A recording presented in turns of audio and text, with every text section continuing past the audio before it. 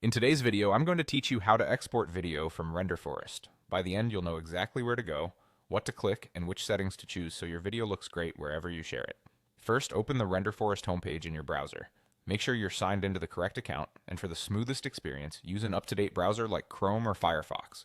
A stable connection helps too, since everything runs in the cloud. From the homepage, head to your projects. Depending on the layout you see, this may appear as Projects or My Projects. This is where all your drafts and finished videos are stored. If you have a lot of items, use search or filters to quickly find the one you want to export. Next, select the project you want and click Edit.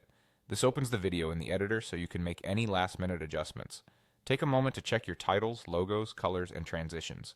Scrub the timeline and watch a quick preview to confirm timing and audio levels. If you changed anything, save your work so those updates are included in the export. It's worth spending a minute here. Fixing small details now can save you from having to re-render later. When everything looks right, locate the export button in the editor, typically at the top right. Click it to move into the export flow. Renderforest will prepare your project for rendering behind the scenes. Because the rendering happens online, you can keep the tab open while it processes. The duration of the render depends on your video's length and complexity, so don't worry if it takes a bit. Now choose an export quality. You'll see resolution options such as lower resolutions for quick sharing and higher resolutions like HD or Full HD for YouTube, presentations, and displays.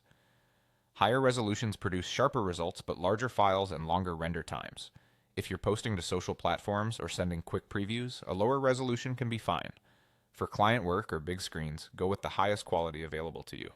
Some tiers may include a watermark at certain resolutions, while paid plans typically remove it. Keep that in mind if the video is for public use. After you confirm the quality, the render starts. That's it. Let it process, and once it's done, your exported video will be ready to access from your project page. You're all set to share your work with confidence.